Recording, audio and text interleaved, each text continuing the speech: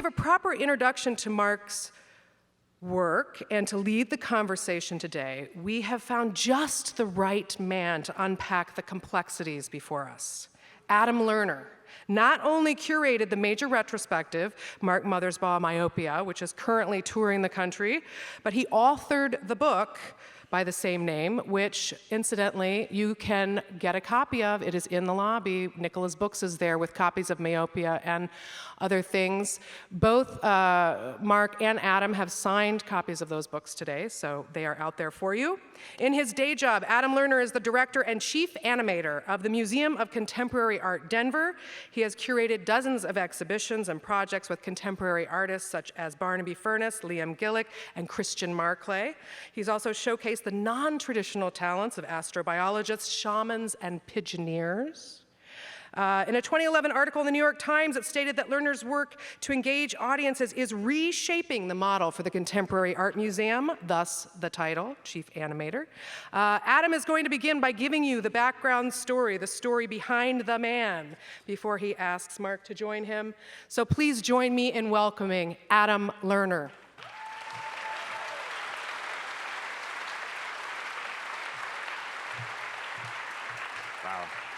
Hello, wow, thank you, Christina, that was amazing. And what a wonderful opportunity this is. It's really exciting to be here and talk about Mark Mothersbaugh. And I hope that if you enjoyed the talk, then you could sort of, after seeing the movie, read the book. Here we have books, Mark Mothersbaugh, Myopia, that we worked on that coincided with the exhibition that I curated. Many people here probably know Mark from this, from Devo, right? The band with the funny red hats. You know, Whip It, their version of Satisfaction.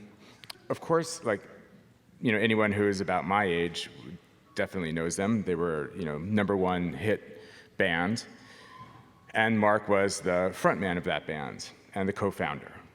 Maybe sort of more advanced students of Mark Mothersbaugh, they might know something like, oh, that he also did the scores for many Wes Anderson films, like Life Aquatic and others. Maybe even more advanced, maybe sort of the graduate students of Mark Mothersbaugh, you know, might know that he scored Pee-wee's Playhouse and the Pee-wee series, Rugrats, exactly all of this. And maybe even the sort of like professors of Mark Mothersbaugh might even know that he did visual art.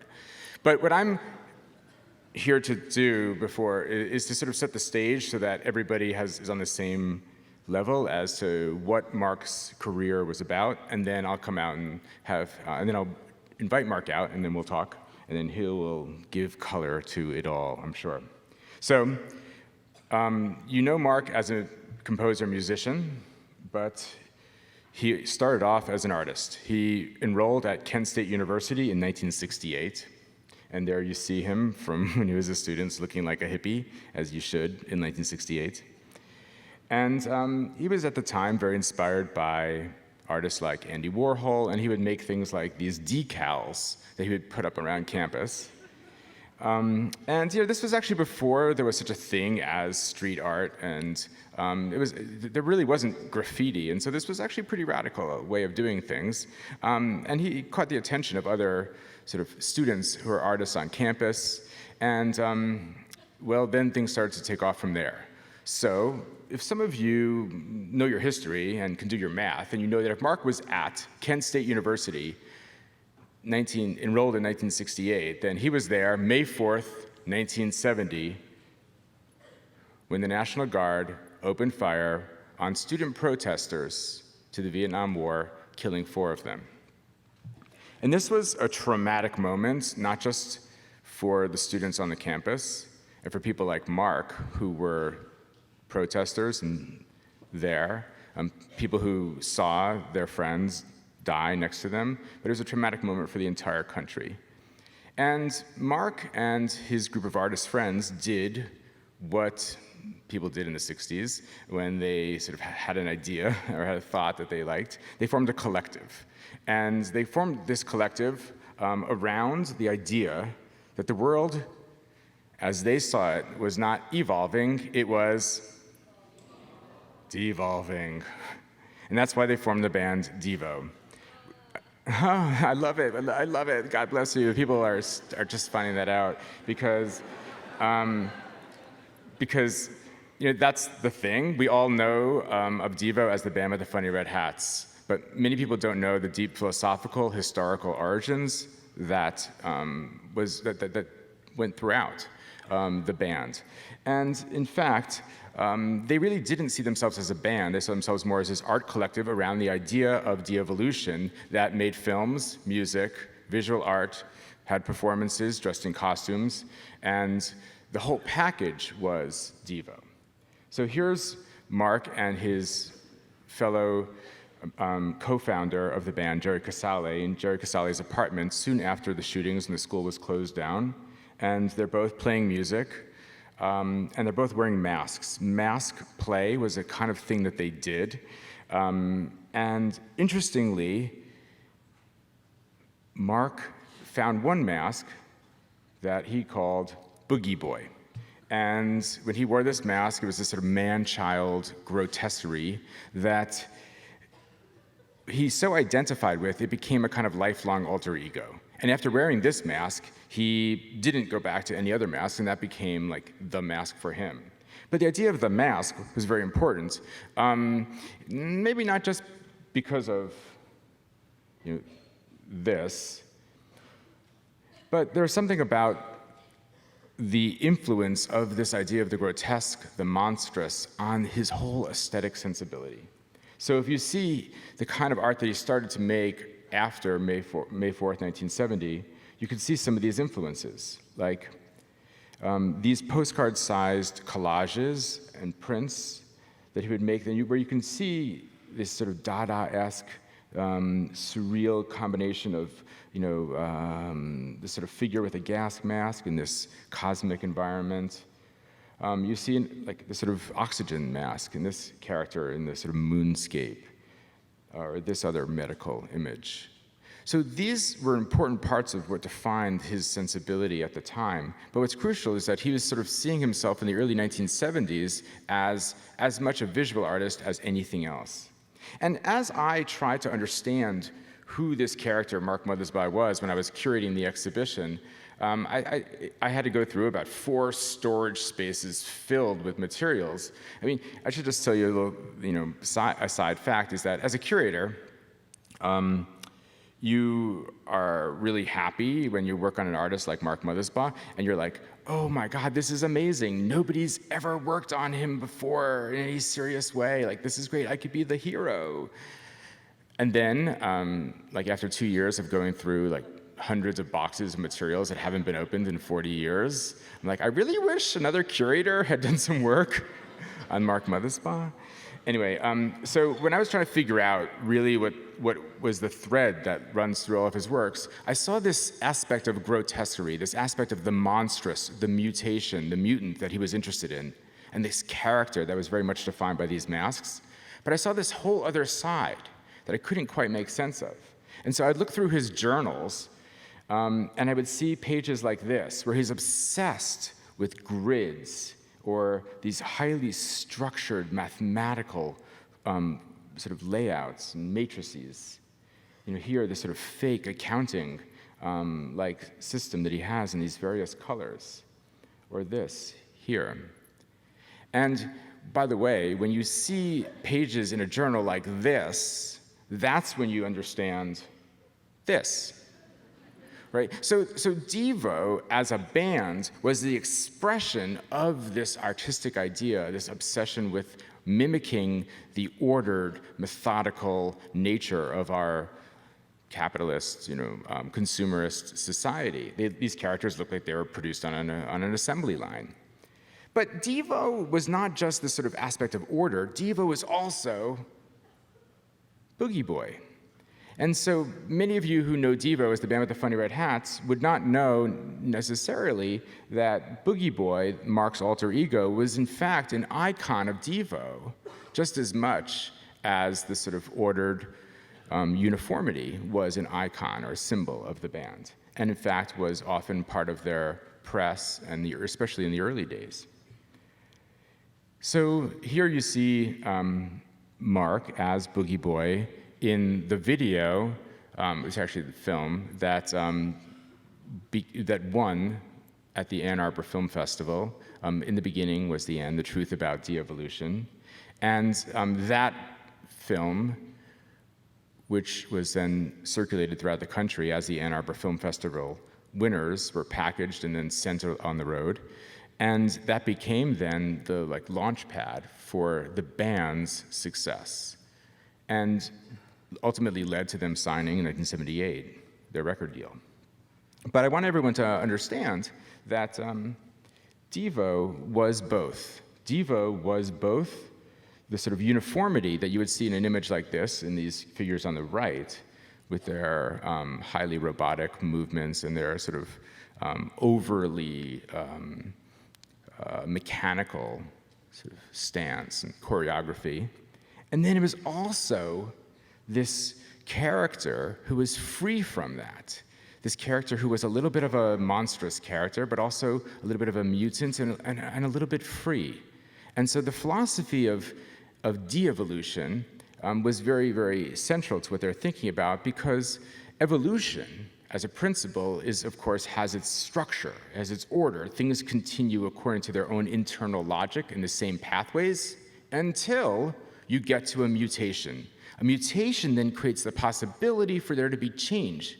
So it's the mutant, it's the monster, it's the freak who actually creates change in the world. The freak who creates the possibility of newness. And I think that, yes, that's it. Give it up.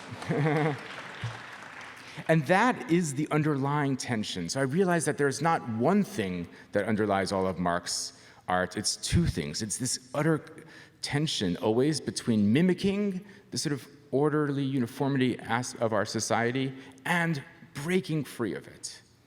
So you see that in all of his art. And so from the 1970s on, he made art very often at a very, very small scale. These are postcard-size works, using these sort of absurdist and grotesque characters very often as these central elements. Now, he makes between 1 and 50 of these a day, and he has amassed right now over 30,000 of them. And they became the basis of all of his art. So from these, he then makes prints, he makes sculpture, he makes rugs and videos and even musical instruments.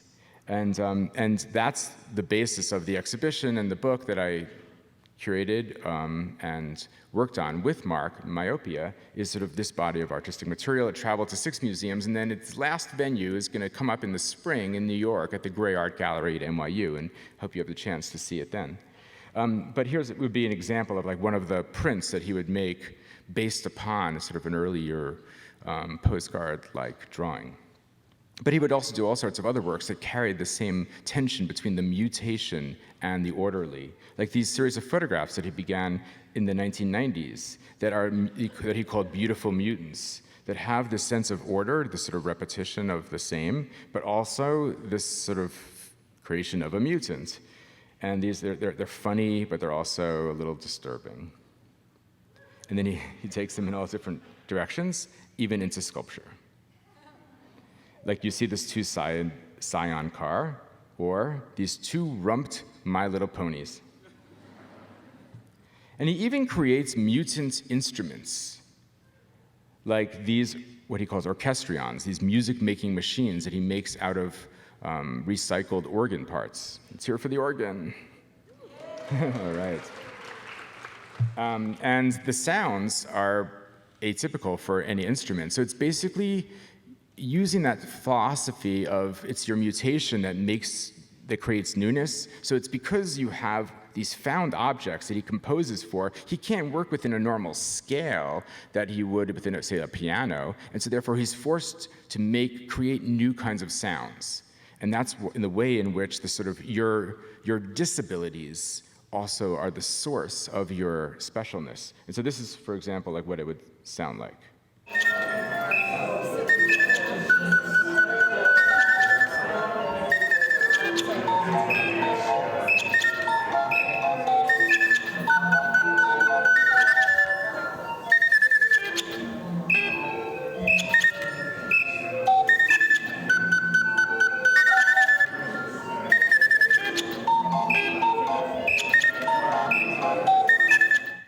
I think I just took that recording from my phone, by the way. That's why it sounds so awful. It's just in the gallery. But anyway, what he uses both the organ pipes and also he created one music-making machine out of these bird calls, about 100 bird calls that he's been collecting over the years. And all of this idea of the sort of mutant and this sort of his interest in how it is your disabilities create your sense of creativity, actually, I feel like it all came together for me when I found this one work of art that he made in 1975, looking through 30,000 of them, but there's one that just, it all came home. I'm not sure if you're going to feel this, but I'll see. And it was this one here. It was just these legs, these kind of 19th century sort of medical illustration-like legs with these braces. So it's clearly somebody who's disabled, who's at a disadvantage in some ways in the world. And it's the thing that corrects your disadvantage that in some ways is the source of your specialness. We know that because you probably can't see it, but on top of those legs, it says self-portrait, 1975. So there's this other side of this, though, which is that Mark doesn't just find this sort of sense of creativity in this sort of mutation, but also he finds the creativity in that thing that we saw back with made him be attracted to the Boogie Boy mask, and that was his obsession with childhood, that it's the child that's able to also escape from the strictures of our modern society. And so you have this sort of sense of childlike play and freedom in Boogie Boy, but also in so much of his art throughout his life, like these roly-polies that have a sweetness to them that's really undeniable. And he makes, of course, these prints, and original prints and paintings out of those figures. And then you see his sense of, audacity, combined with his sense of play, and his interest in spectacle even, in a work like this, which is the world's largest ruby that Mark carved into something like a soft serve ice cream cone, and also maybe it looks a little bit like a pile of poop, and also a little bit like a Devo hat, an energy dome. And that's exactly the kind of surreal, pop, slightly comical sensibility that he brings to all of his works, and this was work from 2014. And all of the postcards were on display. These are the example of the 30,000 of them. So now I'm going to have Mark come in and tell his story directly. So thank you. Mark?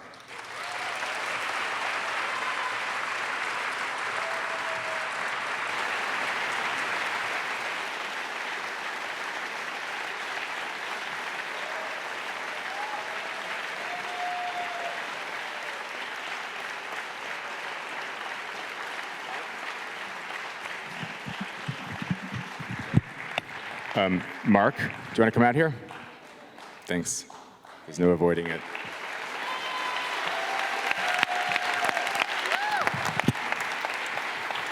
A clean stage is a mean stage.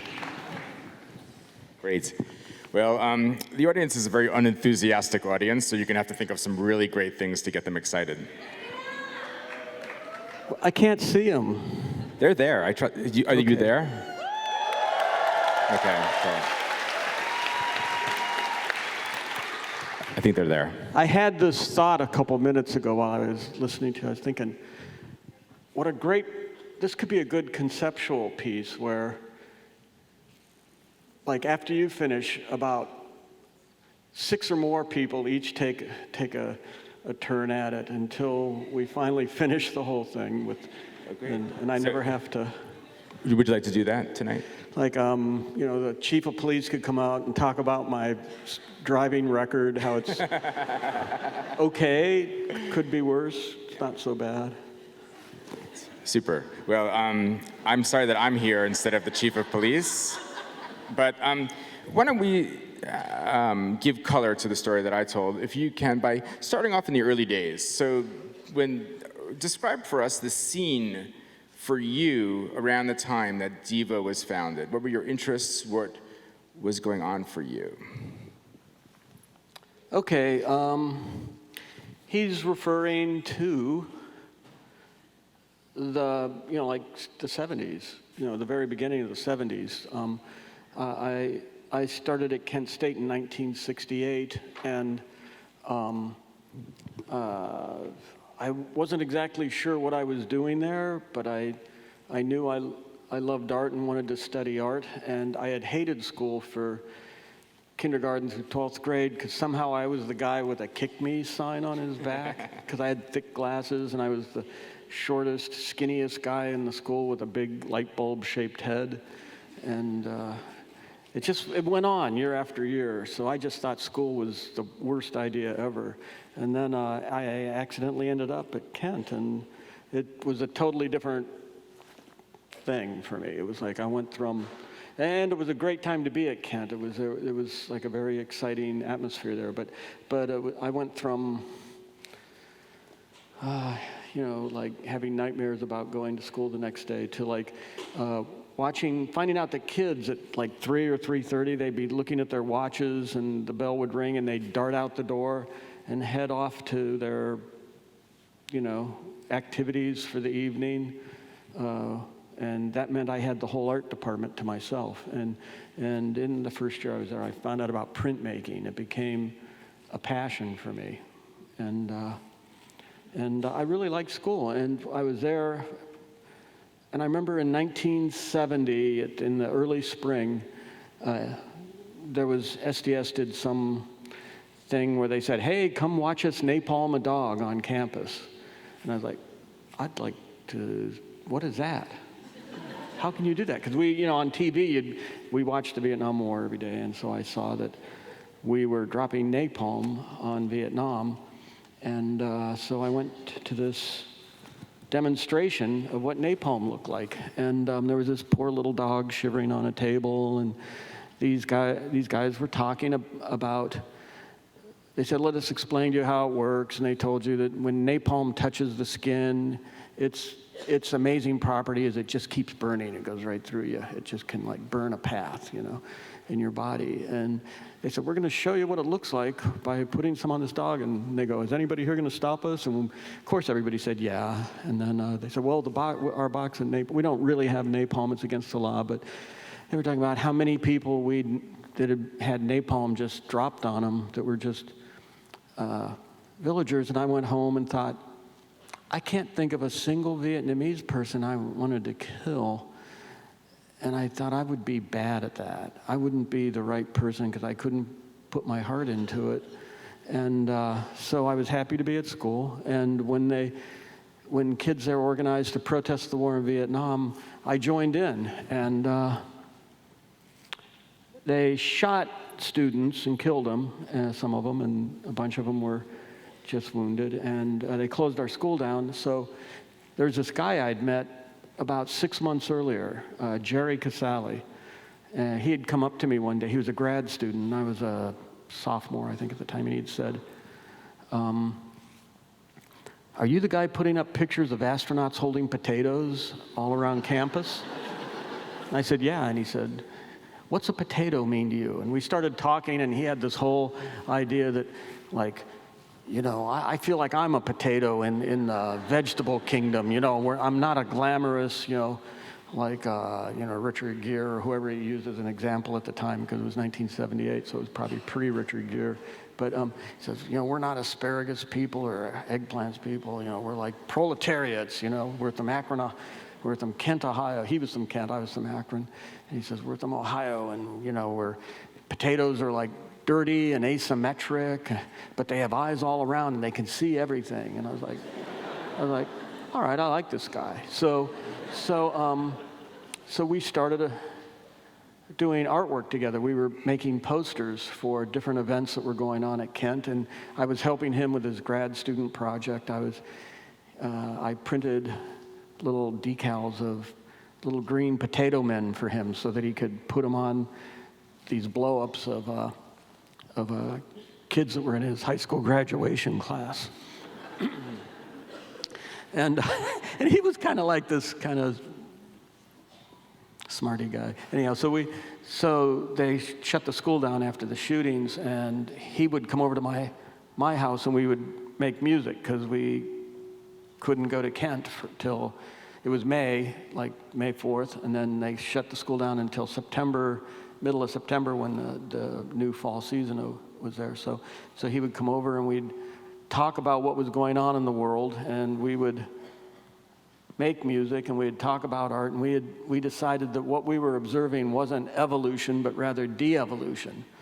And we decided one of the things we had in common was that we both loved all the art movements in Europe between World War I and World War II. So we were fascinated with the Dadaists and the Bauhaus movement and futurists and suprematists and in Russia that believed that preached man over nature, and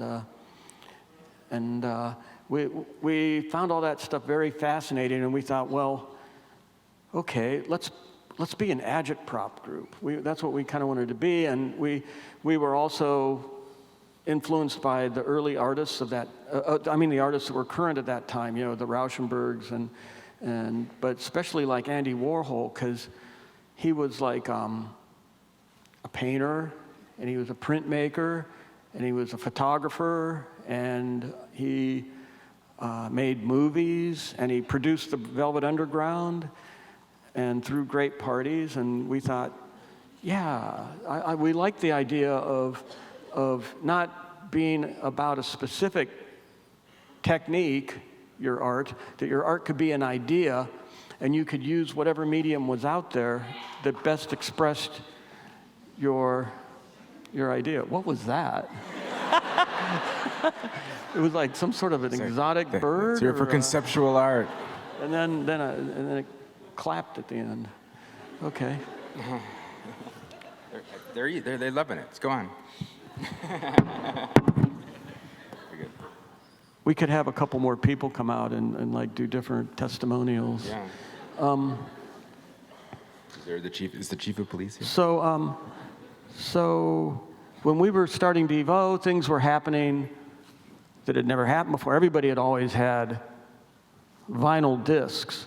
But I remember Chuck Statler, who went to school with us at Kent, came over one day, and he had a copy of Popular Science magazine, and on the cover was this young Americans like smiling and wahoo, and one of them was, either the guy or the woman was holding up this silver reflective, what looked like a 12-inch LP.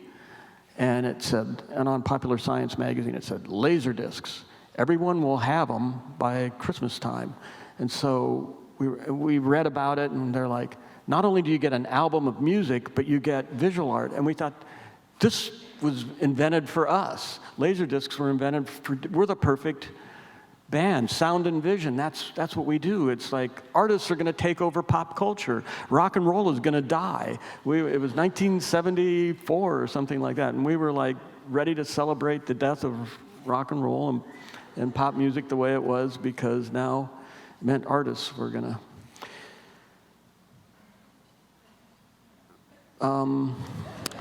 Anyhow, so we made our first film. And we finished it in 1976. I remember Jerry and I started a graphic design shop in downtown Akron, and one of the many things that we did to make money is there was a Rust-Oleum company that wanted T-shirts printed. So we came up with this logo, Rust Never Sleeps, and I found these these kind of rusty letters, and I took that logo and we bought they wanted like 100 shirts or something, and we were going to make like $1 a shirt or something as profit, which would go a long way towards the $3,000 that we needed to make our first 7.5-minute film. But I had only bought exactly enough shirts because I didn't want to, cut into our profit too far. So I started printing on things around my house, because I was printing in my basement, and I printed on a pair of my underpants. On the seat of them it said Rust Never Sleeps, and thought that was like better than I was thinking, oh, they should give out underpants instead of T-shirts. That'd be funnier. Because, it's like the underside of a car and everything. Anyhow, I never showed it to them because it probably wouldn't have helped make the sale in the end. But we made $3,000. It took us about 6 months. And then we shot this film in Akron. Jerry and I came up with the concept, and Chuck directed it, and he put together a team of people to help us make this film. It was like the Little Rascals. We hadn't really done this before, and we just and we had 2 songs, Jocko Homo and kind of a really twisted version of Secret Agent Man, a Johnny Rivers song, and some interstitial footage. Well, we finished it in 1976, and there was no such thing as MTV yet. That was a long ways away, but we were like, what do we do with it? So, we would play at some club where our 12 or 13 friends that knew us would come down to the club on a Friday night, and we'd put a sheet up on the wall, and we'd borrow a 16-millimeter projector from the library, take it out for the weekend, and then show the movie, and then we'd go on stage and play. And Chuck said, why don't we, this was 1975, so Chuck said, why don't we enter it in the Ann Arbor Film Festival, which we did. So, we're like in a basement in Akron, and Chuck's like more together about this stuff than us, and he puts together this film and sends it out. And wouldn't you know it, we got first prize film short. Yeah. The Truth About De-Evolution. So anyhow,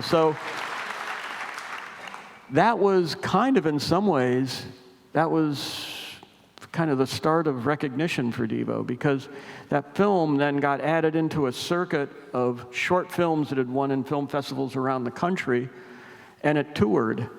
And art students went to these kind of things, film shows for film shorts.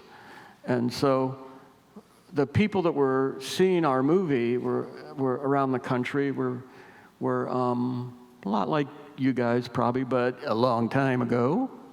And when it got out to the West Coast, there was this magazine called Search and Destroy, and another in San Francisco, and another one in LA called Slash, and they were both the current art scene, music scene of those respective cities, and both of them printed up like stills from the movie and put them in their magazine.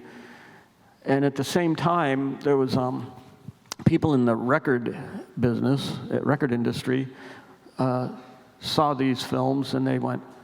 Somebody at the A&M Records said, I just signed the Tubes. These guys look like another version of the Tubes. I better check them out. So he sent us, Kip Cohen sent us a check for $2,000 to pay for gas for us to drive in a Econoline van full of equipment, and 6 guys. We took our sound man, Ed, with us, and we drove out to LA, and we did a showcase. We did a showcase. All the punk fans in LA showed up. And then the headliner that had just got signed to, I don't know what label, maybe A&M, the Clowns. Really, there was a band called the Clowns that were heavy metal, and they had like striped bell-bottom pants. In retrospect, I think I probably would appreciate them more now than I did then. We just made fun of them back then. But nobody showed up to see them, and he was kind of like, that's interesting that all these kids showed up to see Devo. But then the next day he told us, well, I couldn't hum any of your melodies when I got home, and I think you guys should just go back to Ohio.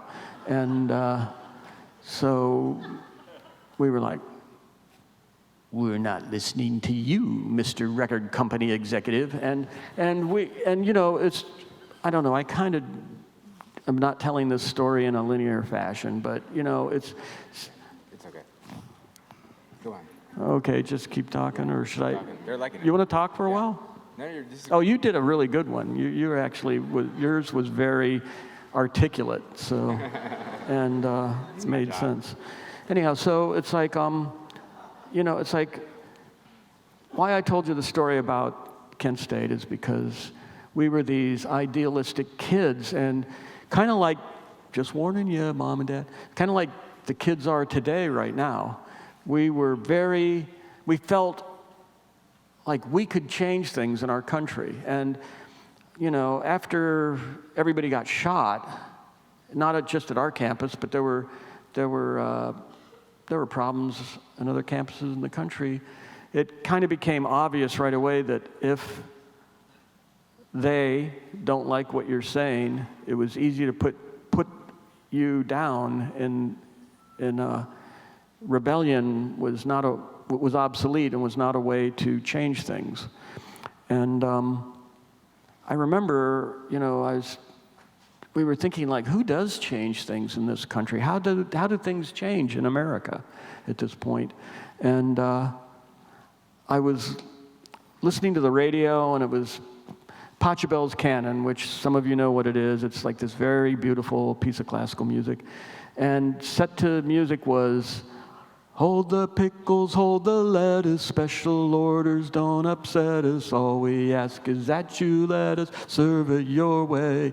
And I remember thinking, well, it's Madison Avenue. That's who changes things. And they don't do it through rebellion. They do it through subversion. They lure you in. They enter your bloodstream and affect your DNA from inside. And so that's kind of what gave Devo the interest, the idea of subversion. That's how we're going to change things. That's kind of what gave us the idea that we want to go out to Hollywood and see if we were strong enough to exist in that toxic scenario. And we did get signed. We got a record deal. And we were kind of like a trophy band for Warner Brothers, who were making so much money they could sign trophy bands. They had like Frank Zappa for a trophy band, and they had Wildman Fisher, and they had Captain Beefheart for a trophy band. And then they had Devo. And we were like we were just this, yeah, they're weird. It's like, you know, we told them we'd make life-size cutouts of them and put them in all the record stores. And they said, how much would that cost? And we said $5,000. And they said, can we have the money and make a film? And we're like, what would we do with another film? They wanted to make a film for the song Satisfaction. What are we supposed to do with that, you know? And we never... Anyhow, so it kind of went good because we had a couple albums, 3 albums, they didn't pay any of attention until all of a sudden this song Whip It got on the radio. And it got started playing in clubs and went international. And it was maybe the dumbest song we ever wrote. But we were doing what we thought was like a Devo version of a funk album. It's true, we did. I mean, we thought it was an R&B record. We wanted to make an R&B. So that was kind of, for us, that was about as R&B as we could get. And that changed the scrutiny. All of a sudden, we made this record company millions of dollars because they didn't give us hardly anything, and we didn't care. We had decided that we were going to take salaries out of the money we made from the record company that was equivalent to what you pay a school teacher.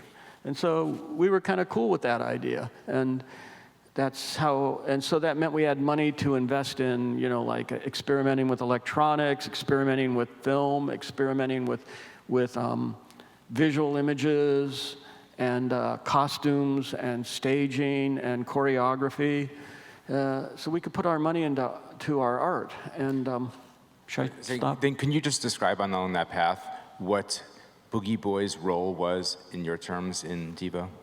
Yeah. Or not, you don't have to, it's okay. I was Boogie Boy. I am Boogie Boy still, but Boogie Boy, back in Akron, we entertained ourselves. None of us really could be enthusiastic about bowling, which was kind of the prime source of entertainment in those days in Akron. And we never really were bowlers. And so what we did do is we'd go to novelty shops, Bob and Jerry and I, and we'd buy masks, and then we'd become characters. He liked to be the all-knowing Chinaman who knew everything, and Bob Mothersbaugh was a clown who was kind of a mischievous clown sometimes, or he was just a janitor. And then I kind of like gravitated towards Boogie Boy, and I did it for a specific reason.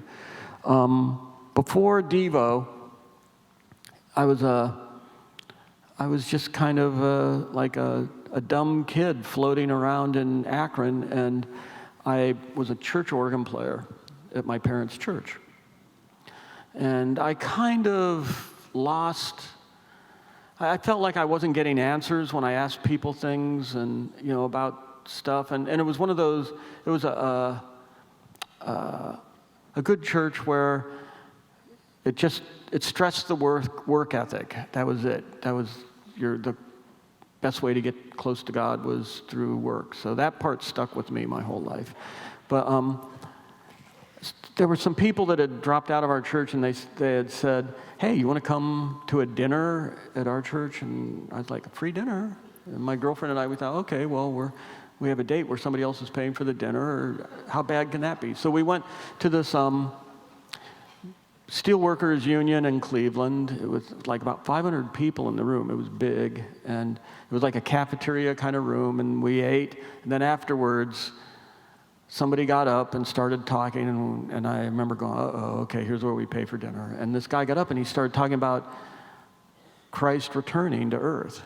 And I remember just kind of listening and going, I know this story really well, And he's saying, and when Jesus returns, he will,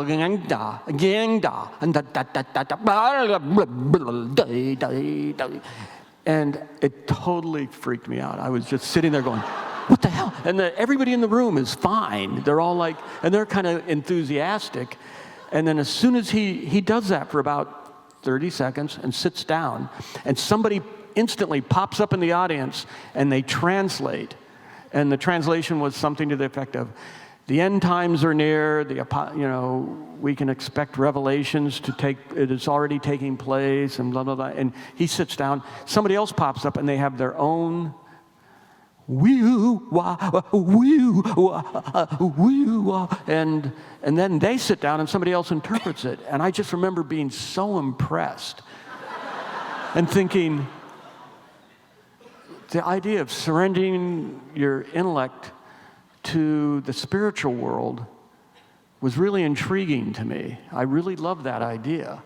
And I'd already, through science fiction or some magazines or somewhere I'd heard, well, the human only uses 10% of his brain, and we'd already made jokes about that. And, when we were rehearsing with Devo or doing things, we go, yep, there's a lot of people not even using that much. But it's like, I was wondering, what's the other 90% up to? And so I had this thought that maybe the 10% that we know is like the most boring part, and the 10% that like helped us get dressed this morning and brush our teeth and show up for work or school, and then make it over to this room here tonight, and then is going to get us back home, and we'll get our clothes into the dirty clothes hamper or wherever they go, or maybe on the counter to wear tomorrow, and then that's the boring part of your brain that has to be the babysitter for the other 90% that's interesting. And maybe that's where inspiration and ideas and art come from. And so I became really interested then in artists that were, especially interested in artists that were doing stream of consciousness artwork, and even just crazy people on the street that were like, shouting. I remember where I used to have like just walked a little faster, I started slowing down and listening to like, a ranter with a shopping cart, like yelling things, and I would just be looking for clues. And so I had this masked Boogie Boy, and I found out when I put on this mask, it freed me from being Mark.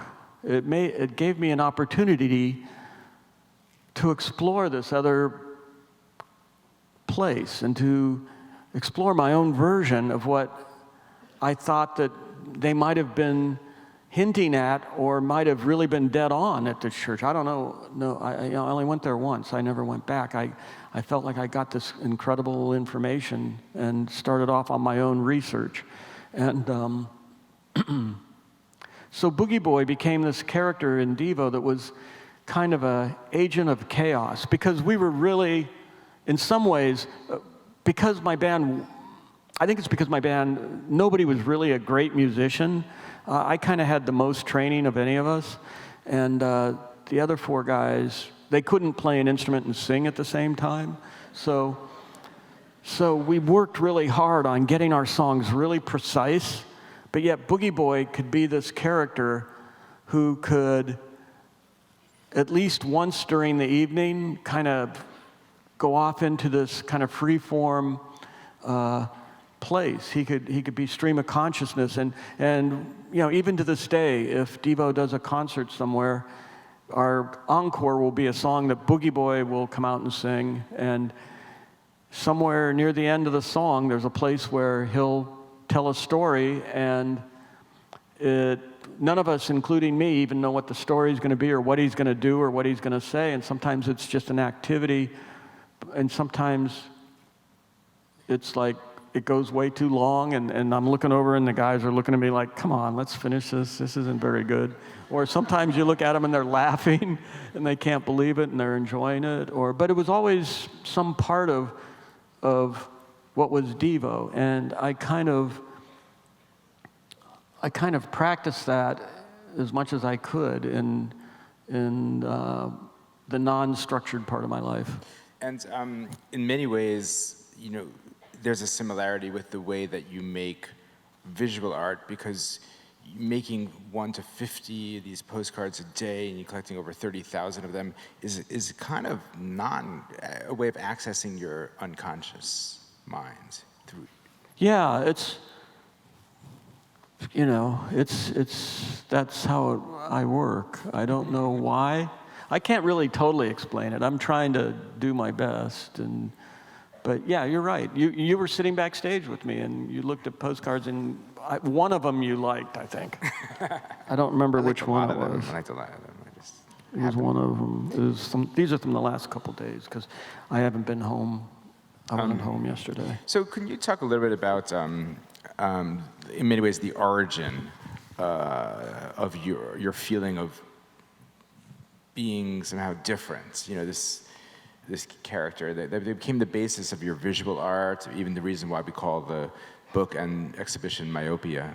Would you make sure that that you tell that story so that everybody understands that part of you? Say that again. I've been in a band and writing music for films for 52 years. So, is it the glasses story? The what? The glasses story. Okay. Okay, so we'll go back a few years before Kent State. There were 5 kids in my family. My dad was a traveling salesman, and he sold fire alarms in southern Ohio to farmers. How did that work? And this one is true too. He sold Niagara cyclomassage pads, and they were vibrators, basically, but they were giant and ugly, like a robot version of a vibrator, and it was the craziest stuff he sold.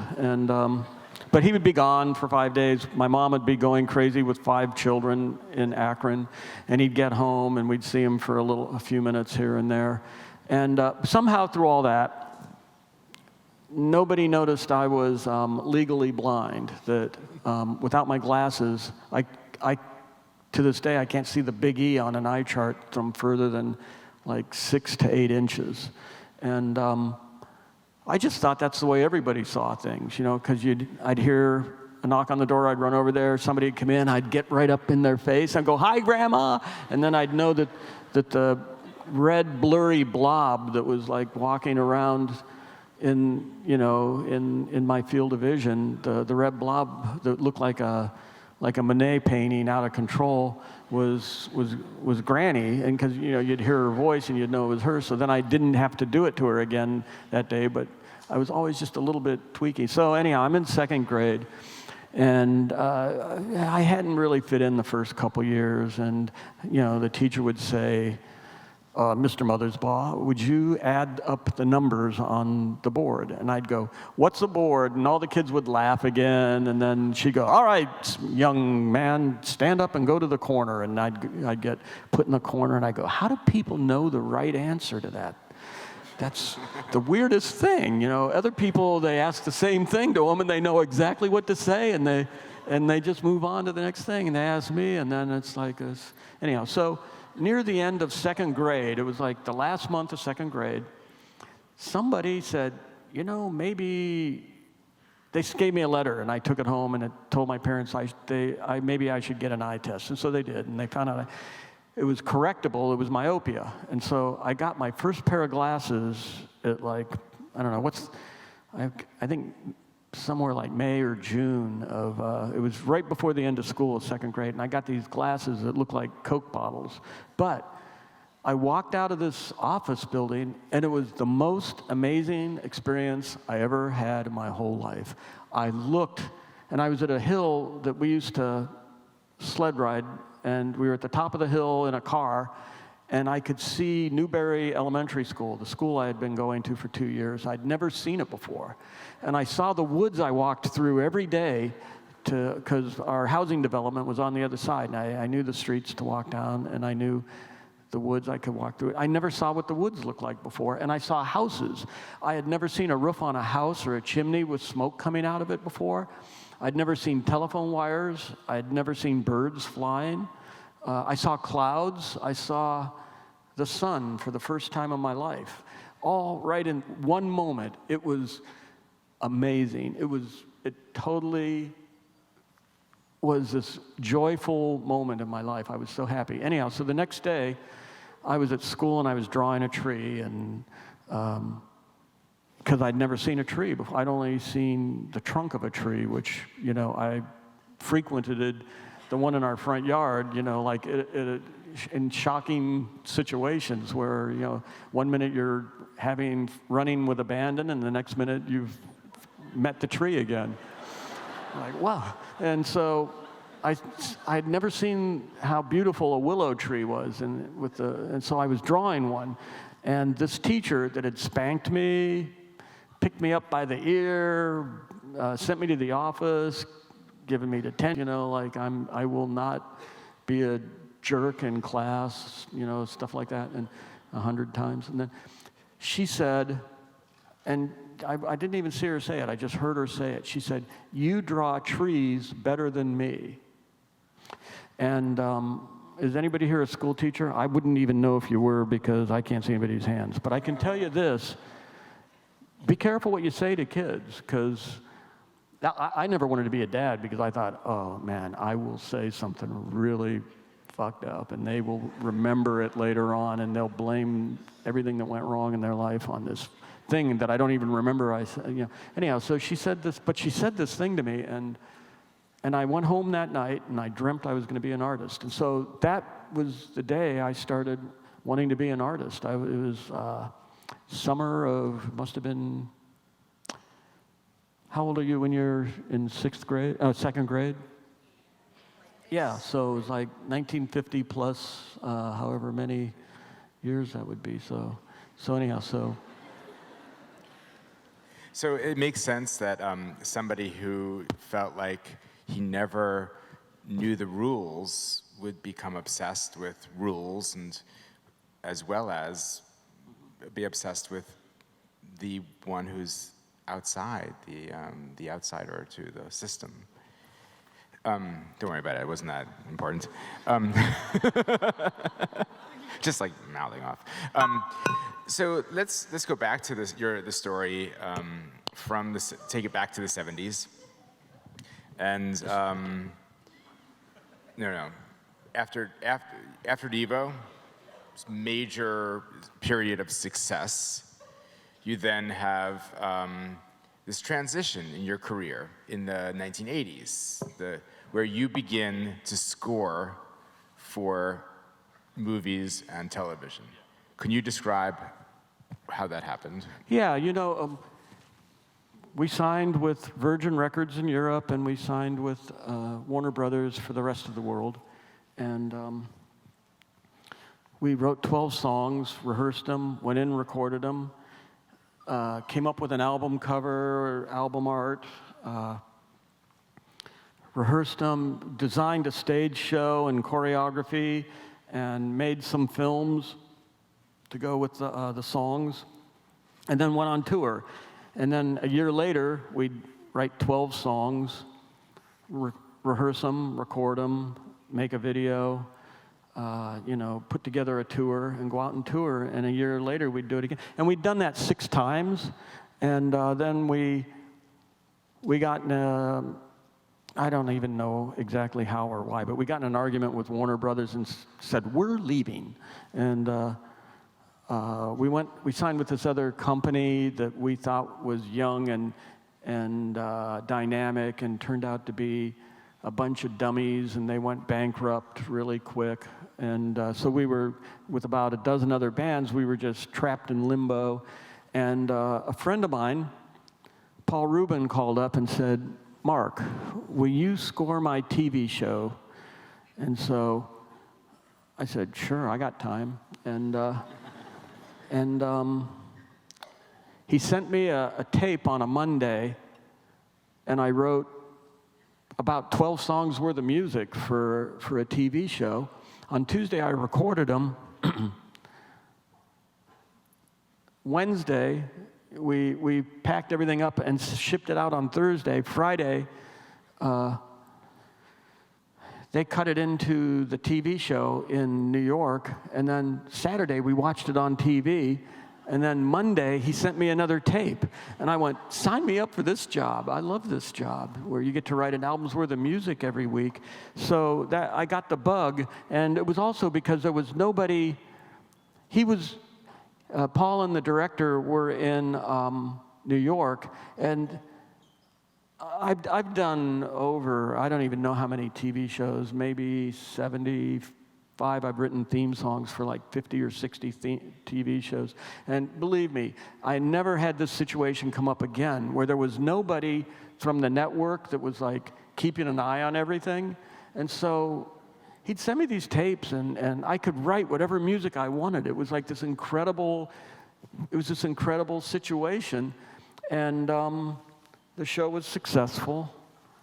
And so I had kind of accomplished what Devo was trying to do, which was, we thought, if we want to be subversive, we have to get into the belly of the beast. I thought I was in there now, and I felt like I could be this agent affecting the DNA of America, because everybody's watching TV, and their brains are like bubblegum, just sucking everything up, and you could go like this to brains. So I started writing things that were based on music that influenced me and that I really liked. And then right away I got offered commercials, and the first one was a Hawaiian Punch. I'm picking Hawaiian Punch because that's the one it was. And I remember I wrote the music, and it was kind of loosely based on something Devo had done at a live show with a video of robots dancing in sync, and one of them was out of sync, and we'd time things so I wouldn't have to look. I could point a gun and shoot it, and it would explode while we were playing. But they had these dancing robots in this Hawaiian Punch commercial, and there was a drum solo like about 5 or 10 seconds before the big ending hits in, and it went doo-doom, ba-doom, ba-doom. And I over that, I went, sugar is bad for you. I just said it just like that. And Bob Casale goes, are you crazy? What are you doing? And I said, and it was also because of this film we put in the Ann Arbor Film Festival, because the other place we'd played it was at the Akron Art Museum. And I remember after we showed it, this woman came up and she was really angry, and she went, I know what you're doing. I see what you guys are up to. And we're like, what? What's she talking? And she goes, I saw the word obey and the word submit flash subliminally. And Jerry and I looked at each other and went, that's such a great idea. And so I did this music for this commercial and put, sugar is bad for you. And we had to take it over to Daly and Associates, the ad agency that was putting out, that had the campaign for Hawaiian Punch. And so Bob and I are sitting there in this, this room with like 6 or 8, executives or the creatives, I guess is who it mostly is, and maybe somebody from Hawaiian Punch was there. I can't remember, but the music's playing and everybody's watching the film and they're watching the robots dance, and then it cuts to humans dancing along with the robots, just like in the Devo concert, and it gets near the end, and I just started turning bright red because I was already embarrassed of what was going to happen. And Bob Casale's looking at me like, you're such an idiot. And it gets to the end of the commercial, and it goes, sugar is bad for you. And the commercial ends, and I look at these guys, and they're tapping their pens on the table like this. They're like executives at a commercial agency. And as soon as it's done, the one guy goes, yeah, Hawaiian Punch hits you in all the right places. And Bob and I just looked at each other. Bob goes like, you're so lucky. You got away. And so we got all these commercials, and of course, because I was doing Pee-wee's Playhouse and I did Hawaiian Punch, then you get people, they try to pigeonhole you the minute you do something. So in Hollywood, oh, I know what they do. They do kids stuff. So I got kids commercials and Mountain Dew. Like really, some of them were just things you really couldn't like. So it was. I just started. We just started putting something in like question authority or your parents aren't always right. That was a good one. And we just got away with it. We just kept doing it for a long time, and it just made me really get kind of excited about this job I was doing, because it's like I'm talking to people, and then with TV shows and films, it just turned out to be this great gig, because I could just look at a picture, and whatever music I felt like writing, I just wrote it. And the people would come in, and the directors, and they go, I just really want this movie to just, I want this is a romance, I really want the romantic elements in this film to come through, and and they tell you all this stuff, and you're looking at them going, he's wrong. And then as soon as he leaves, I just write whatever I wanted, and then the next day when I played it for him, I go, this is what you asked for. And they went, and it's so abstract to talk about music. I mean, if you ever try to talk about music with a director or producer, you know what I'm talking about. They don't know how to talk about it, so they go, yeah, that's what I asked for. And you can convince them, and they're just happy that they have something on their film so they can, turn it in on time. So you scored, that was great. I drank coffee right before I came out here, just so you know. So you scored over 150 films and TV shows and video games and cell phone rings. And so over the last 3 or 4 years, visual art has been a bigger part of your life. How has that changed the creative landscape in your mind? Okay, I know you're saying it's a bigger part, and you're absolutely correct. But I scored 4 movies last year, but still did museum shows. How many museum shows did we do? We did at least a couple. We did 5. Yeah, we did a bunch of museum shows, and you have to go there and get everything set up, and then do performances, because we have a 6-sided keyboard I wrote music for that I took to the museums, and it's just this stupid, awesome instrument that it looks really good on a screen too. But why am I telling you that? Oh, anyhow, so I'd always done, so working with Hollywood, what happened was I was an artist from a kid, but I was like because of the stream of consciousness attraction and loving people that spoke in tongues and loving people that kind of acted crazy and that looked like, and that people that could have been clues onto what's going on in the other 90% of the brain. You know, it's like that, what was I thinking? Oh, you're talking about visual art and the place of visual art in your Oh yeah, so with visual art, It's a good thing I was paying it attention. became something that was private and that I protected in some ways. I mean, Jerry and I collaborated on, I think most all of the graphics and all of the films, and all of the costume and things, we did them ourselves. We were like the Little Rascals of pop music at the time, or not so pop music, or art music, or whatever we were.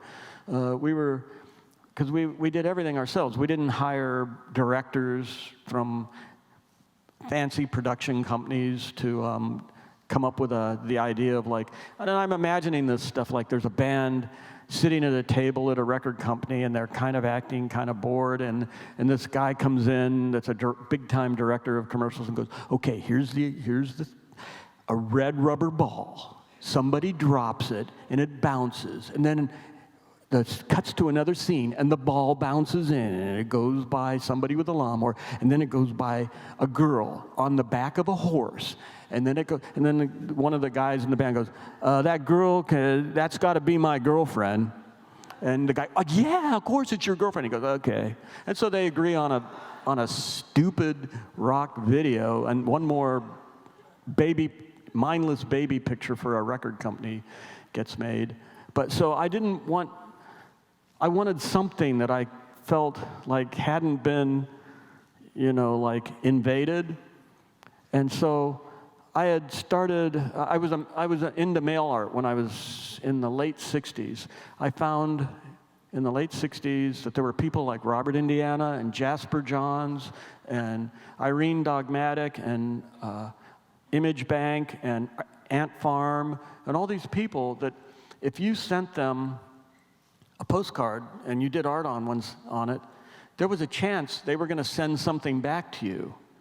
And if you're like just this, 18 or 19-year-old nobody in Akron, Ohio, who paints apartments to pay his way through school, and you're like, nobody knows who I am or what I am, I'm nothing. And Robert Indiana sends you a postcard that he drew on. It's like you feel like you've been recognized. And so I started making these, and with my vision, it was much easier to work on things that I could get close to, because right now, when I go like this, you guys can't see them in here unless you're in the upper balcony. There's 2 exit lights up there, and my prescription is radical enough. It makes them bounce like 6 or 8 feet up and down, because I'm looking at everything 100% of the time that my eyes are open. With glasses on, I'm looking at it through like a fisheye lens. It's like looking in a doorknob. That's part of of correcting extreme myopia, and it's a trade-off. So never climb on the back of a motorcycle if I'm driving. But so postcards became this great thing, because then when Devo started happening, if we were driving places, I could still be doing that while I'm sitting in a taxi, or I'm on an airplane, or I'm waiting at an airport, or I'm backstage somewhere. I could still do these drawings, and I was like recording things that were going on. And at some point I realized it was a diary, and that I was writing lyrics and coming up with ideas for album covers and things, that maybe I should hang on to them instead of mailing them away. So I was also this geek stamp collector when I was in high school. So I knew that you could go to a stamp shop and they had these archival red albums that would hold 100 cards. And so I started buying those books, and every time I'd finished the 100 card, I could then put it on a shelf. And I started that in the early 70s, and I still do it to this day. I just showed you some cards that I was drawing backstage while we were sitting there waiting. did I accomplish what we were? It's fine. It's great. I mean, you were talking about the role of visual art recently. Oh, okay. So I still, it's like after, and after we did those 6 albums where, it was so frustrating to work with record companies because we'd say, hey, we want to have a pop-out postcard on the front of our second album, Duty Now for the Future. And the record company said, well, we're not going to pay for that. That'll cost you 10 cents. And we're like, but you only pay us 48 cents for each album we sell. And they go, now it'll be 38 if you want that. And we said, do it. And so we put a punch-out postcard, and almost nobody ever punched them out. It's like when kids, like when Devo fans, like over the last 30-some years, come to me and want me to sign that record, I almost always punch it halfway out and sign the back of it, just so they even know there was a punch-out thing. And so when I started printing again, because printing was what I loved in college, that it became my love, because it was before computers, and it felt like it was instant grat, because I could. When all the kids left school at 3:30, I could start printing, and I didn't have to queue up with other kids to burn a screen and then print a color, and then when it dried, I'd start another one. I could print a whole print in one night, and it was like, that was pretty instantaneous in those days. So I started printing again in the late 80s, and the first thing I did is I printed with all fluorescent colors and phosphorescent ink on top of that. All things that the record company would have said, each one costs you 10 cents. And I said, I'm printing everything in fluorescent and phosphorescent. And so I got that out of my system, and after about 30-some prints. But I always protected that side of me, and I didn't want to get involved with museums or galleries, because I thought, that's going to be like being with a record company. I know it will be. I know. And so I avoided it, and I did gallery shows with like pop-up galleries, and I did about 125 like during a 10-year period starting about 15 years ago, and did some up here in Ann Arbor. Yeah, around in Michigan, definitely a number of places in Michigan, in Detroit and Saginaw and Ypsilanti. And it was always like this kind of thing where it would be these a couple of kids that were getting out of college that year, and they were going to get a job. They were going to be doing graphics for somebody, maybe Kmart or maybe J.C. Penney's or some company would hire them to do the graphics in the newspaper every week, or they would help them do graphics for a catalog. But before they did that job, they still had some time, and they were going to show people right here in Saginaw that we've got some of the best street artists there are in the world. We've got people right here in our little city that are just as good as Shepard Fairey or Banksy or any of those guys. And they would find some part of town. They wouldn't be where all the other galleries were. They'd go like out into like a warehouse district where they could get some dump of a room and call it their gallery, and they'd put out flyers, and 30 of their best friends would show up with skateboards, and they'd have one keg of beer, and nobody from the Saginaw Bugle would show up, and so nobody knew who they were, and they would eventually, all these galleries, they all eventually die out. Except for maybe there might be a few of them that managed to avoid that, but most of them, I think all of them just died out. But for me, it was, I had a friend of mine who was out of work and he needed a job, and I said, I got a job for you. Get Juxtapose magazine and look in the back for these little half-inch high ads that cost $20 a piece, and look for galleries, little galleries all over the world, and call them and ask them if they want to do a show. And so he started doing that, and we'd call these galleries, and they go, Mark Mothersbaugh, the guy that writes the music for Rugrats? And he'd go, yeah, because they wouldn't even know who Devo was. They were too young to even know what Devo was. And why does he want to show here? And he goes, he likes your gallery. And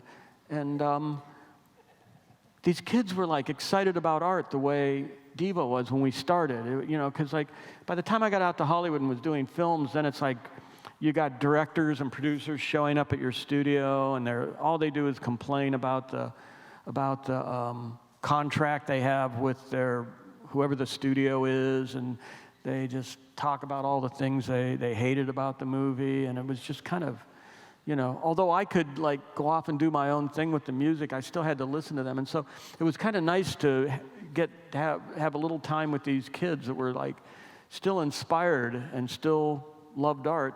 And it was good for them because they could call the Saginaw Bugle, who had refused to do an article about them, and they could go, "We're doing a show with Mark Mothersbaugh," and they go, "You mean the guy that wrote," if they're young, the guy that works at the Saginaw paper, he might go, "You mean the guy who does music for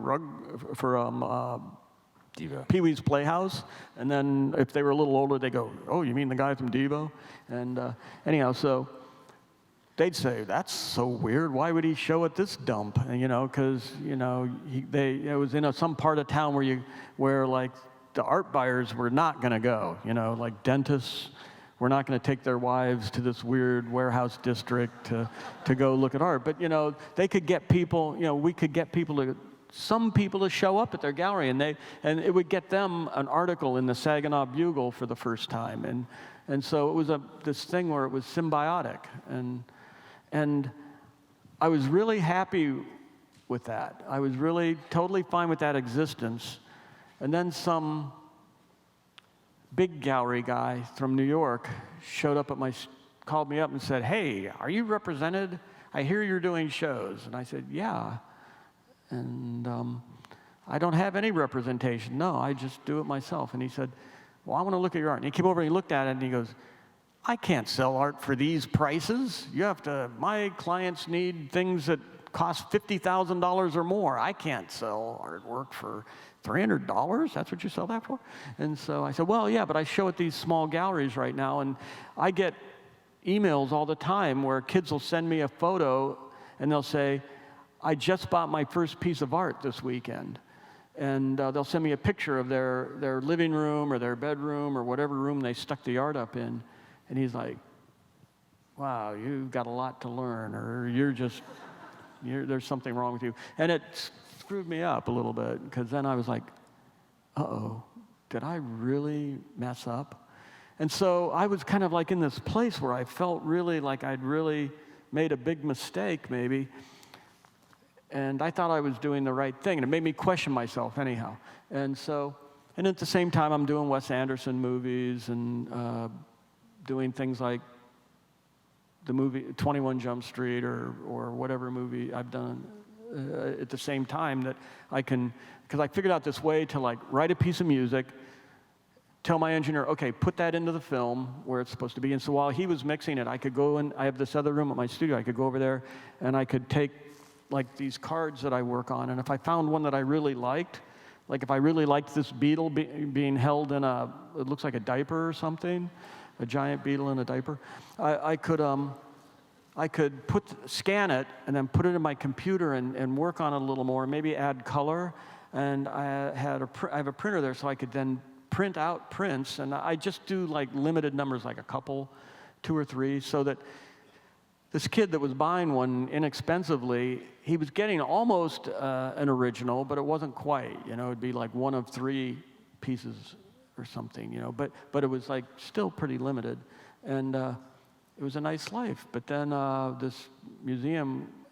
Then what happened is I was on tour with Devo about 5 years ago, and I was playing like I don't know what this place was, if it was like the convention center or the 4-H club arena or something like that. I don't know. Denver County Fair. Yeah, okay, there it is. And this guy called me up and he said, "Come over and check out my museum. I have the Museum of Creative Arts in Denver." And I had finished sound check, and I thought, I got like 4 hours before we go on, so why not? So I walked down this long street, and I was looking at Denver and thought, wow, what an interesting city. And I got to his museum, and the museum was great. it was beautiful, and it was like all museums. I had already got to this point where I wrote off museums as these places where, oh, it's for rich people. You know, museums are like, they're multi-million-dollar buildings with multi-million-dollar art collections, and they're not about the real world. And I met this guy, and he was like, he wanted to talk about Bruce Conner. And Bruce Conner was an artist in the 60s, 70s, and 80s who I'd crossed paths with. He became a fan of Devo when we were playing at this punk club called Mabuhay Gardens in San Francisco.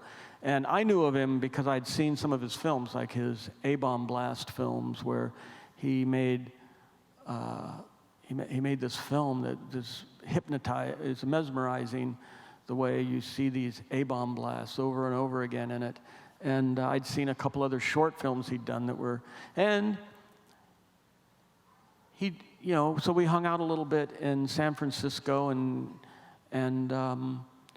he asked if he could make a film. He asked if he could have a copy, an analog tape copy of the song Mongoloid. He wanted to make a movie to it, and we're like, yeah, that's a great idea. So we gave him this tape, and he made this film, Mongoloid, and he used found footage, this awesome found footage that some of it's, I've only recently found out where the source material was, but one of them was great, where there's this like housewife, and she's lifting up her hands with like strings of goo, and she's on a ball, a giant gooey ball, and it's part of a roll-on deodorant. And it's like she's on this giant roll-on. She's like going, yeah. And then there was like a guy that's at work, and he sits back and starts to daydream, and a suitcase closes up over him, and then whisks him away. And a split second later, it opens up, and it's in Arizona, and he's like got sunglasses and a drink, and now he's in Bermuda shorts, and he's relaxing, and just all these amazing pieces of footage. And so you were talking about how we met. am I way off? Oh yeah. And so I knew that. So this guy, so this guy, handsome, rugged, good-looking, much more articulate than I'll ever be in my life. And we started talking, and I told him, I said, well, Bruce made that film. He was independent of us, but we started talking. I told him that I was doing art shows, and he got interested enough to come to LA and started going through these warehouses. I have multiple warehouses filled with art. I just make stuff, and sometimes it got shown, but almost never, because I just was happy to do it. And he started looking at it and became interested enough that he suggested, what about doing a museum show? And my initial reaction was like, well, that can't be, why would I do that? And he talked me into it. He put this show together and put this catalog together. And one of the things that really was so strong to me is I found out that other than MoMA in New York, there's probably no other museums in the US that are these bastions of, like multi-million-dollar buildings, multi-million-dollar collection. It's just, for the elite. What they are is they're like NPR radio stations, most of them. Are you just telling people that I have to raise a lot of money in my job? Yeah, and I found out what his job is, and being a director isn't just like hanging out with beautiful people and drinking champagne with Sylvester Stallone or something like that, It's like he's got this really important job. He's got to go into his community and ignite the imagination of people that can help support the... They don't want to hear about me, Mark. They want to hear about you. But not just you. There's a whole bunch. And every museum's different. That's what's amazing. I've been to 8 museums, and I've seen places where they have a younger community, an older community, a mixed community, and each director has to be able to inspire the people in that community, and it gave me a whole nother appreciation for museums. And a big part of that was the staff. At every museum I've been to, they all require these usually young, but they're of all ages, people that still believe in and love art and find it important to them, and they think it's important for the community, and they work really hard, just as hard as these young guys that had these little, harder in some ways, you know. And I just found every single museum, they attract people that love art and that are willing to roll up their sleeves and help a show get completed and mounted properly. And I have this appreciation for museums that I'm embarrassed came very late in my life, but I'm glad it did, because it changed my life. It changed the way I think about even my own art so much more now. And the way I think about other people's art, it changed it. And I have to tell you that in the last few years, I've been on one of the more gratifying, amazing, Act 17 or whatever this is now, Act 37 in my life, has kind of been like one of the most amazing places, and I'm so lucky I got to do it. So thank you, Adam. Yes. All right. Thank you, Mark. Hey, let's Mark and Adam. we have a few Mark and minutes Adam. left. Yes. You guys are Yes, so can we- actually, can we- fascinating and entertaining Can we that we've eaten our Q&A time. we have. Okay, then if you guys are up for it, the only thing is I have to pay the bills, and I only get this theater for 15 more minutes. So do it. Line up now if you want to. We can have 15 minutes for Q&A. Yeah. Okay. We're doing Q&A. Okay. All right. We can just all go out and hang out in the parking lot or something. It is raining still, I hope. Here I am. Okay. Hey, Mark Mother's Pots, Amy Oh, Yokin. hi. Hello, And I have a lady present with for you. white sunglasses and a cartoon on your chest. It's a whistle for you. I'm sorry about your dad that he went away this year. Wanted to let you know. Thank you. Where else is your exhibit playing? Because that's what everybody here wants to know. New York City. Yeah, it's at the Gray Art Gallery at NYU, and it will open in the spring. So check the website for the Gray Art Gallery at NYU. Are these underpants? Are these bloomers? Thank you. Mark, you have another question over here. This is so weird. My mom was in a rock band in the 80s, and I have a picture of you two together. And Who's your mom? my mom was Karen Meso of the Little Girls. Do you know what I'm talking about? What does that mean? Oh. But we talk about this picture all the time. I just wanted to show it to you. This is weird for me. Oh, Pass and that it was your around. boyfriend, Rodney Binghamheimer, It the was not her DJ. boyfriend. Oh, it wasn't? Oh, maybe it was. He thought it was her boyfriend. Oh. I'll have to ask her about that. Oh, But Well, what yeah. are you boy. doing here? Because I know Mark, where Mark, this don't was. say This anything was else in about this. this was in Santa Monica Civic. Yep, I grew up in Santa Monica. Oh, okay.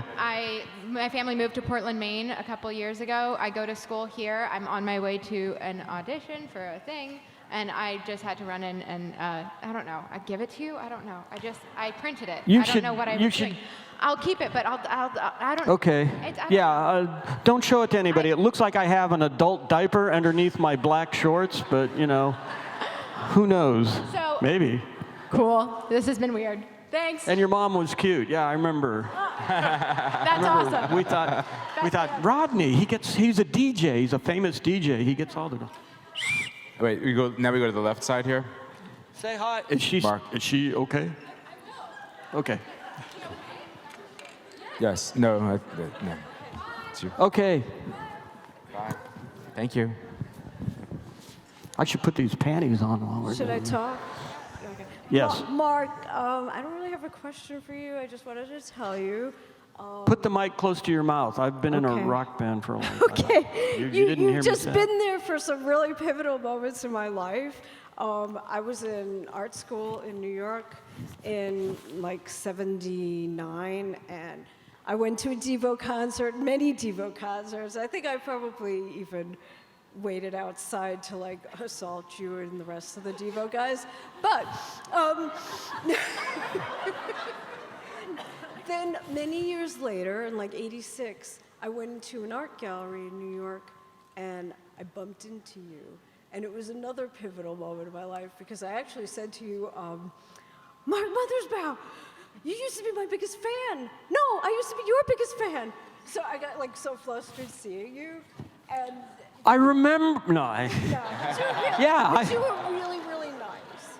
And so I just wanted to thank you for being there and helping me in my life in various times. And I'm so happy to see you now that you're doing wonderful, and I love your art. And I might want to mention you pivoted very well coming down here. So your pivotal momentum is working. Thank you. Finally. Thank you for saying that. All right, well, thank you, Mark. Of course, Okay, there's now- somebody with a super high-tech chair, and I'm jealous. That looks super great. Do you believe in synchronicity? What? Do you believe in synchronicity? The question was, do you believe in synchronicity? Sure. Yeah. He says sure. Who doesn't? Hi, I have this postcard I made. Can I trade you for one of yours? Does it have to have something on it? Because I avoid doing that. I go to great pains to avoid this. Yeah, let me see what I got. Let me see what I got. No, don't do it, because then now if I do it, it'll set a precedent, and then every single person in the room, I'll have to draw them a picture. I'll never get to bed tonight. I can't do it. I don't have the. That's fine. Keep it. Oh, thank you Oh, very here's one. much for that. Okay. Don't show anyone. Okay, over here. That's a good drawing, though. Now I feel guilty. Oh well, Send it to the curator. Nice drawing. it's good. I saw the Raymond Scott documentary a few years ago, and Which one? Raymond Scott. And you ended up with his keyboard, and I forgot the name of it. The Motown had- Electronium. Yeah. Did you ever get it up and running? Because it was kind of sad. in the film. I'll tell you what's happening now. Either my brother Jim has this genius electronics guy that works with him, and they're going to take it, or it's going to go to Brian Cahew from Moog Cookbook. I don't know if you know that band, because he's very knowledgeable about this stuff, because it's been to a couple different people. And when I first saw the keyboard, does anybody know who Raymond Scott is? Okay, yeah, he's like, for those who don't, he was like the Frank Zappa of Hollywood during the 30s, or the Spike Jones before there was a Spike Jones. And he was in like Bob Hope road movies, Road to Morocco. His band would be sitting there with turbans, and they wrote all this. He wrote all this music in the 30s and 40s, back before cartoon music was considered copyrightable. They didn't even let you copyright your music in those days if it was for a cartoon. But his music got re-recorded by Carl Stalling in all sorts of Looney Tune movies, and then his current wife, well, what am I saying current? Because he's been dead for quite a while.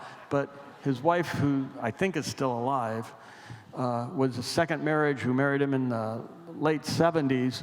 And I went over to, a friend of mine was doing an article on him and said, hey, and I said, he's still alive? And he said, yeah, come on with me. So we went to his house, and he had had about 7 strokes and was like, it was over for him. It was so sad. But he ran around the house. He looked like Uncle Sam, and he was going, hello, goodbye, hello. And he was just saying stuff like that. And she said she found out that he wrote that music because of Ren and Stimpy, because they started getting ASCAP royalty statements, and she was going, what's a Ren and Stimpy? What is that?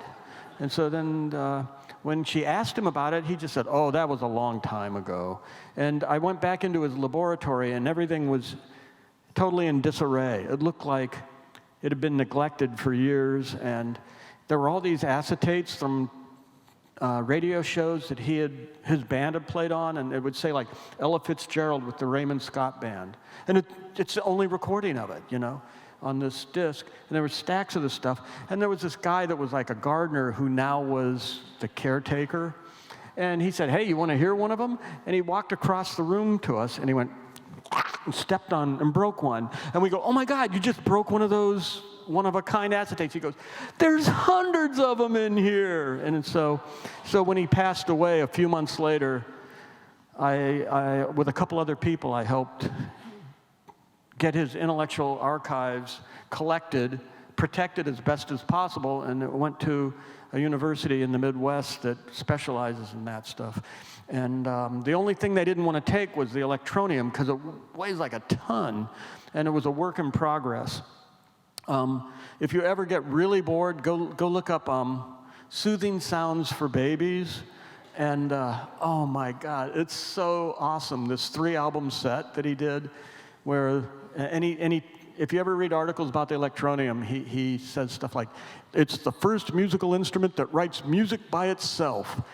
And now that's a big deal, because there's some instrument now that wrote some horrible pop song I heard on NPR a couple days ago, and it's got lyrics and everything, and it's real. But this stuff that it wrote was kind of like, it went, it was, record 1 was for babies 0 to 6 months old, and it went boop, beep, beep, boop, boop, boop, boop, beep. And then record 2 is 6 months to 12 months was boop, boop, beep, beep, beep, boop, boop. And then record 3 was, you know, 12 months to 18 months, and it went. Anyhow, so yeah, we're hoping that we're going to get it working. Well, thanks. Over here. And thank you for saving it. Can you do an impression of Chucky Finster? No, I don't have the right glasses, but that's where that came from, anyhow. Awesome. Hi. What's something that you never expected to come out of what you've created? Like something I never that. expected? Yeah, like you've had such a decorated life. You've done so many different things. What's something that you never expected? Also, I love Okay, your I'll tell shoes. you one for sure. I never expected for all these cards that I draw every day. I always was totally uncensored when I made them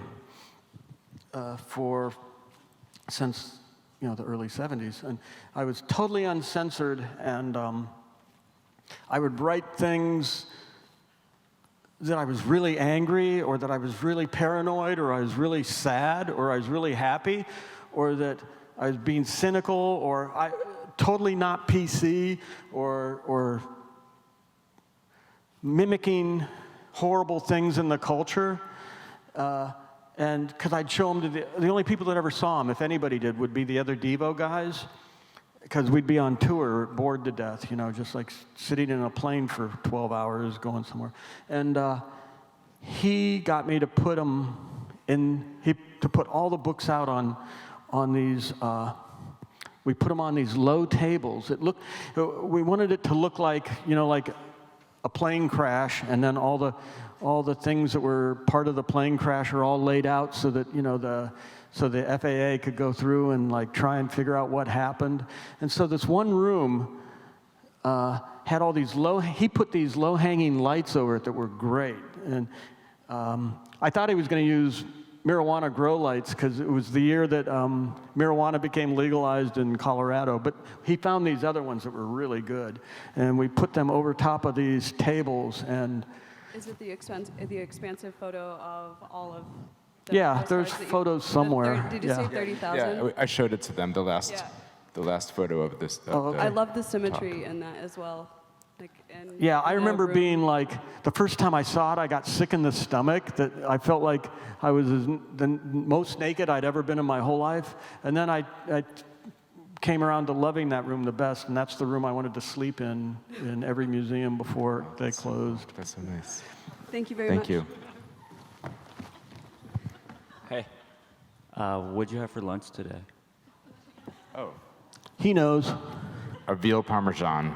Yeah, I went to that place that, what's the name of the place? Dominic's. Yeah, Dominic's, because it was connected, because there's all those amazing images from the Ann Arbor Film Festival up on the wall, the old graphics, and it just kind of, that was my time, so I really loved seeing all that stuff again. So, Hi.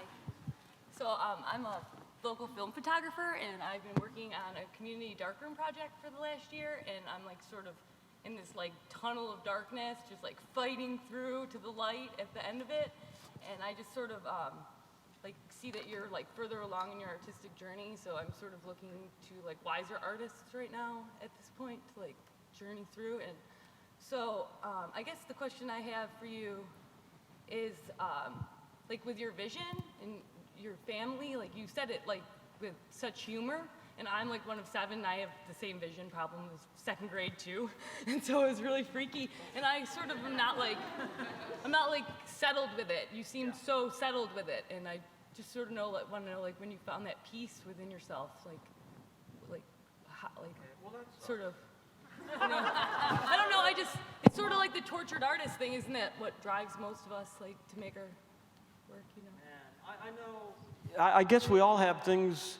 If you can find some way to use that energy, that's the important thing. That's what I think. And whether it's like you never talk to your mom and dad again and never go to Thanksgiving dinner, that's just as valid as anything else. And yeah, it seems like you use your cards though as an outlet, because I do a lot of self-portraits, and I use that as my outlet. So is that what, I mean, I guess that's my question, is like how have you channeled your...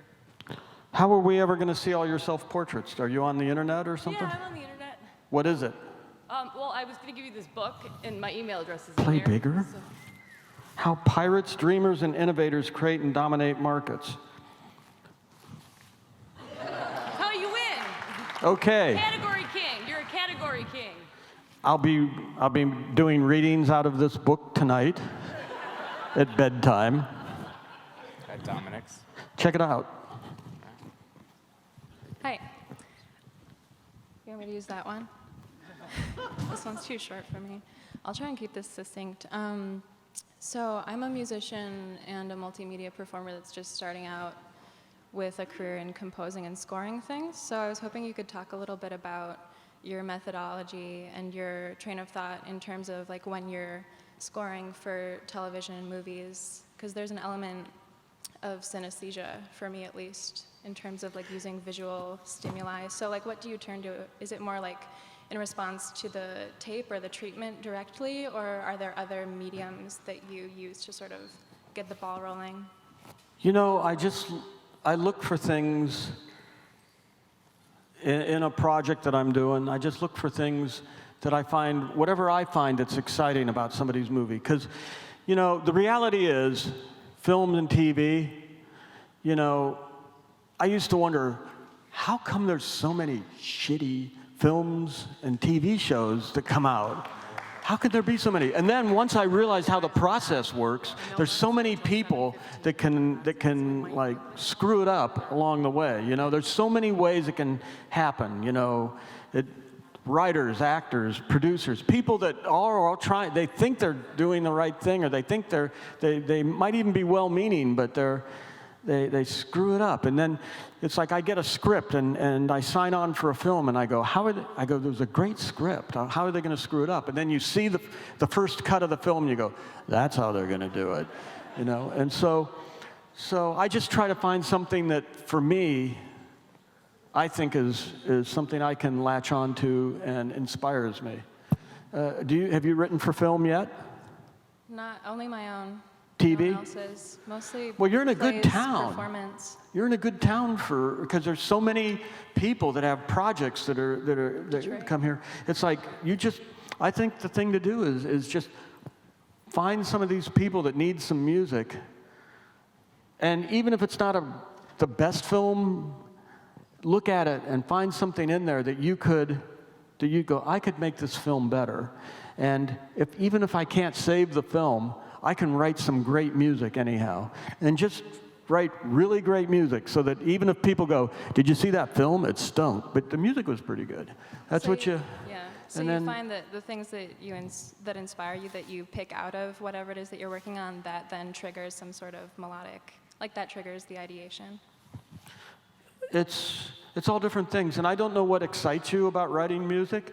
Different things do for me. Like I like playing with eccentric instruments, whether they're electronic or old acoustic instruments. I bought this one dulcitone, which is kind of like a cheap version of a celeste, only because there were 2 notes stuck at the bottom. There was a D sharp and a E natural that were stuck together, and I used that. I never fixed it. I kept it broken because I think I used it in some show called Last Man on Earth. But I used that when I was writing some of the themes for Last Man on Earth, and so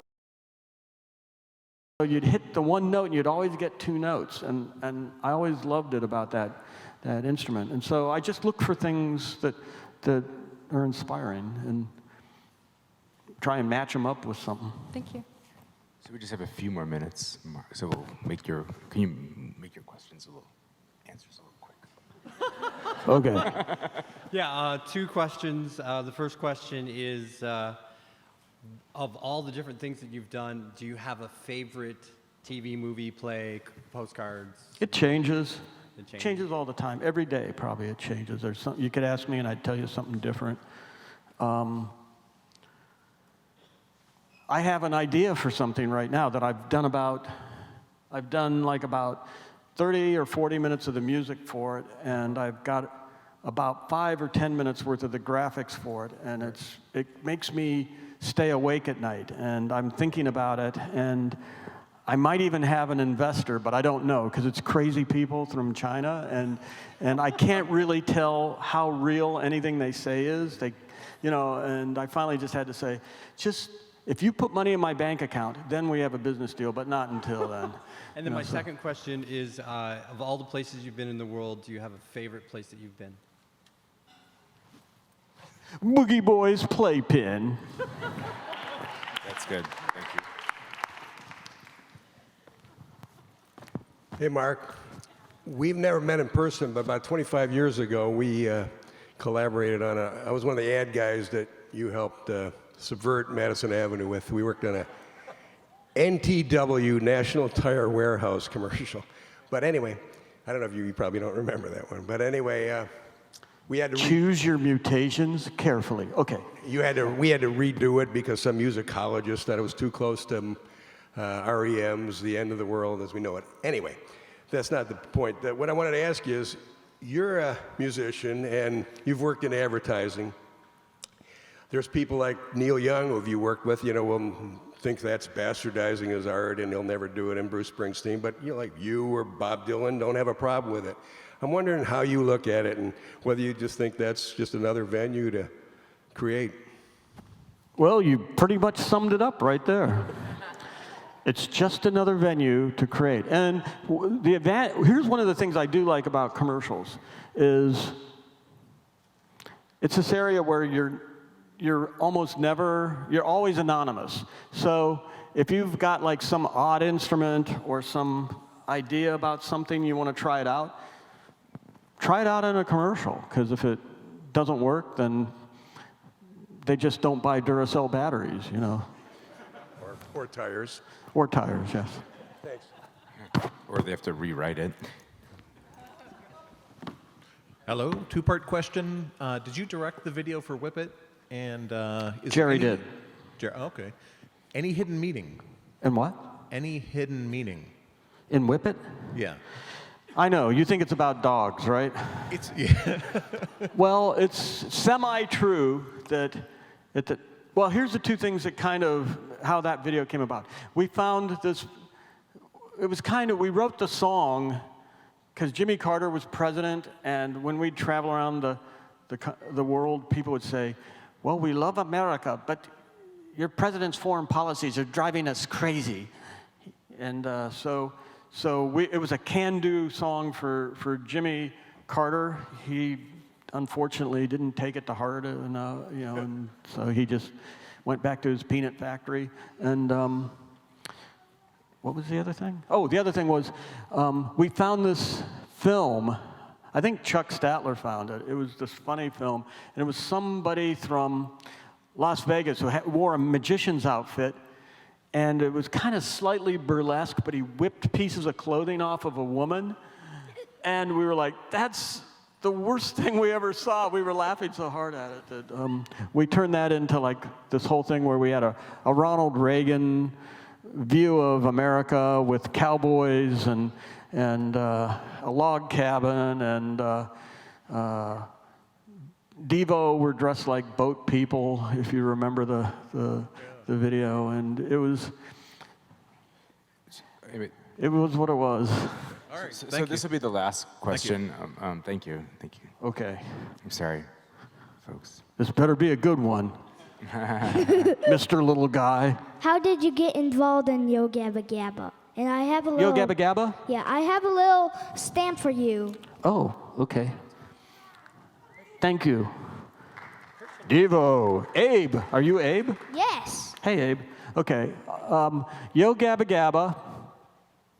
I get asked to do a lot of stuff, and I don't do them all. But this band called the Aquabats, I'd produced a song for the Aquabats for another TV show called Powerpuff Girls. And so we became friends, and they asked me, they sent me a copy of their show, and I thought, oh, this is really fresh. This is a really fresh show. It looks really great, and it was like every TV show for kids show that I got for like years after Pee-wee's Playhouse. Like, this is the new Pee-wee's Playhouse, but it never was. And that was the first time I thought this is kind of like a new Pee-wee's Playhouse. It was really great and fresh, and but they didn't want me to do the music. Can you believe that? They didn't ask me to do the music. What? They said, would you be the? I know. They said, we want you to be the art teacher. So. If you ever watch and that's how come I have a mustache, because I was painting them on every week to be the artist, and I draw like you've seen it, I draw an elephant, and then I don't do the trunk, and I go, what's the one piece that's missing? And then, what? So then I draw the trunk, and then it comes to life, and either it gets big and chases me, or I get little and it chases me. And I draw potatoes on skateboards, but I just draw them really fast, and we didn't ever plan it out ahead of time. So the drawings, like the one where I drew a cat doing something, I can't remember what, it was the worst cat ever. And I know that there's 2-year-olds that like are sitting in front of a TV with a binky in their mouth going, I could draw a better cat than that.